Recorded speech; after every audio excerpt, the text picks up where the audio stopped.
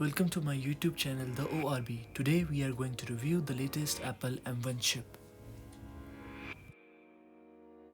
And why it matters, why Apple specifically went out of their way just to design a new chip, even though their previous laptops with Intel and AMD processors had been performing so well.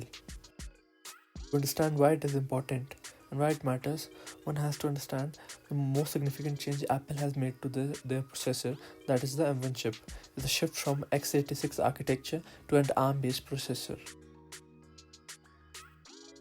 To understand why this processor is so important, one has to know the basic difference between an ARM and x86 architecture. As we all know, CPU, that is Central Processing Unit, is the brains of your device. But it's not exactly smart. A CPU only works when given very specific instructions, suitably called the instruction set.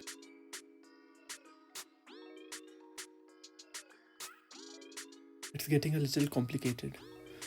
Let's say you want to copy a file or delete a program. You give a command and CPU takes the input in the form of instruction set.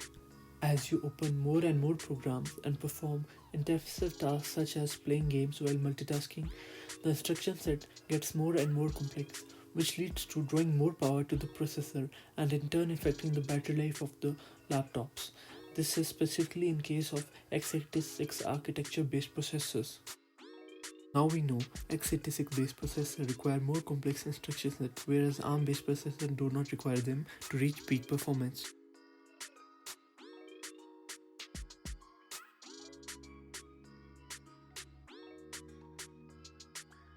As I previously said, x86 traditionally targets peak performance, whereas ARM is energy efficient.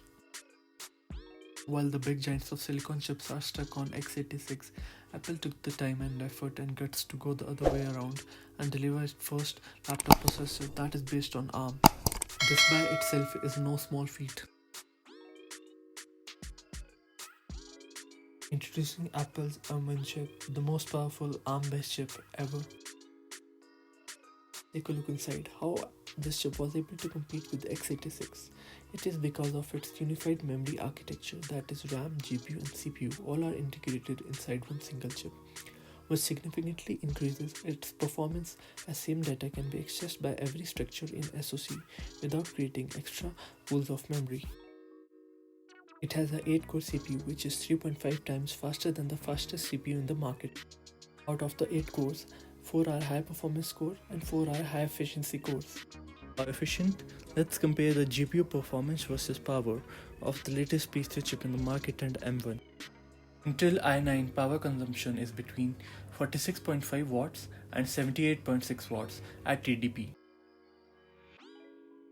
TDP stands for Thermal Design Power in watts and refer to the power consumption under the maximum theoretical load. You can see that M1 power consumption is between 20 watts and 25.5 watts TDP, which is significantly lower than the Intel's i9 power consumption.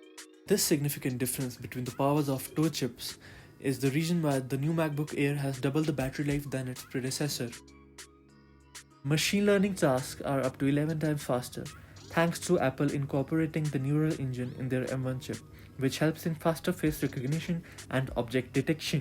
Most important question of all, can this processor run native apps such as Photoshop, Adobe, Autodesk, which used to run in Intel processors? Not only run native apps, but also for the first time ever, our MacBook can run even iOS apps. By early 2021, all your favorite apps would be optimized by developers specifically for M1 chip. Using your Intel apps when you transition from Intel to M1, you don't have to worry because Apple has introduced Rosetta 2, which can run all those apps based on x86 architecture. All good, but the most exciting thing about the new MacBook Air is that they are capable of running iOS and iPadOS apps. Benchmarks, because that is the only way we can support Apple claims of its M1 chip's performance. Benchmark scores seem really promising, and it feels like Apple did not lie about its performance of M1 chip. Also, I'll be coming up with new videos every Monday, so stay tuned to my channel. If you enjoyed the video, please do like, share and subscribe for more. Thank you.